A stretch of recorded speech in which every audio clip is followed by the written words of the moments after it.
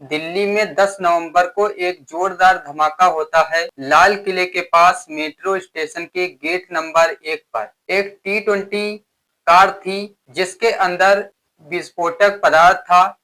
उसी कार से एक जोरदार धमाका होता है और वो जो विस्फोटक पदार्थ होता है वो इतनी तेजी से जोरदार धमाका करता है कि आसपास सभी दीवारें हिल जाती हैं। जब जोरदार धमाका हुआ तो करीब 13 लोगों की मौके पर ही मौत हो जाती है और 20 लोग मौके पर ही घायल हो जाते हैं।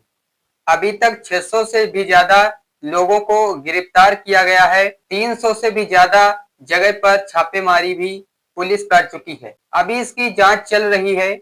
वहां के आसपास के लोगों ने जांच की मांग की है। ऐसा ही एक मामला और सामने आया है।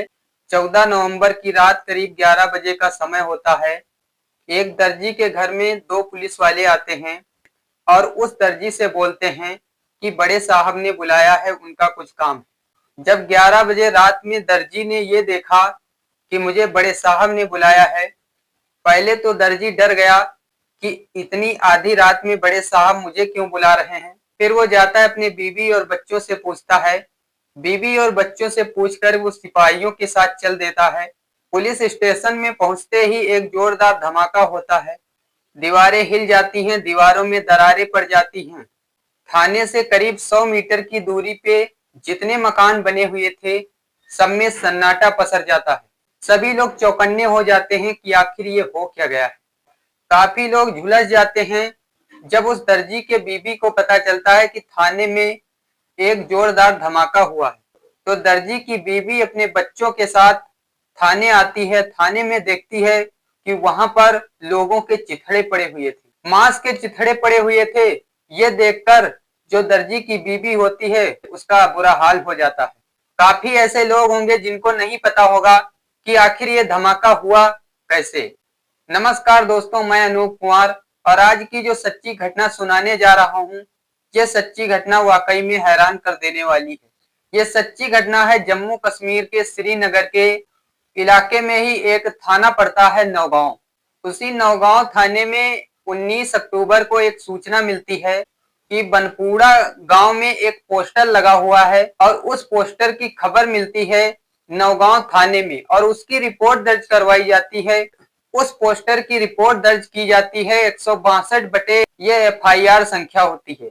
पुलिस जब जांच में लग जाती है तो आरिफ निसार, यासीर अशरफ होता है और तीसरा होता है शाहिद। मतलब 3 लोग जो है गिरफ्तार किए जाते हैं। जब CCTV फुटेज चेक किया जाता है तो उस पोस्टर में इन 3 लोगों के नाम लिखे हुए थे। पुलिस जब ज्यादा जांच करती है तो काफी मशक्कत के बाद पता चलता है आदिल अहमद और डॉक्टर मुजम्मिल, ये 2 नाम और इसमें आते हैं। पुलिस जांच कर ही रही होती है तभी ये जांच पहुंच जाती है हरियाणा के फरीदाबाद। एक धौज गांव पड़ता है, उसमें 358 किलोग्राम विस्फोटक पदार्थ मिला और धौज गांव से करीब 4 किलोमीटर की दूरी पे एक गांव पड़ता है फतेहपुर तगर।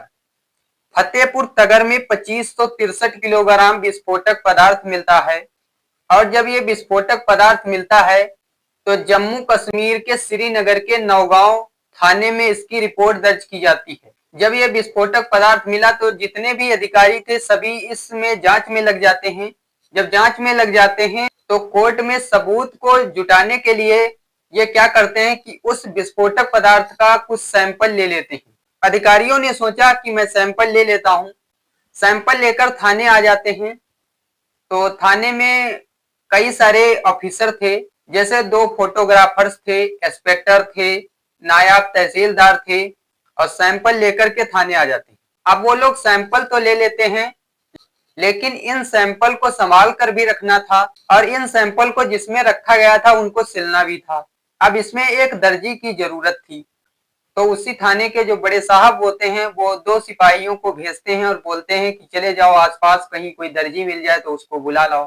तो 14 नवंबर 2025 की रात 11 बजे 2 सिपाही एक दर्जी के घर जाते हैं और बोलते हैं आपको बड़े साहब ने बुलाया है। पहले तो वो दर्जी डर जाता है कि आखिर बड़े साहब ने इतनी रात में मुझे क्यों बुलाया।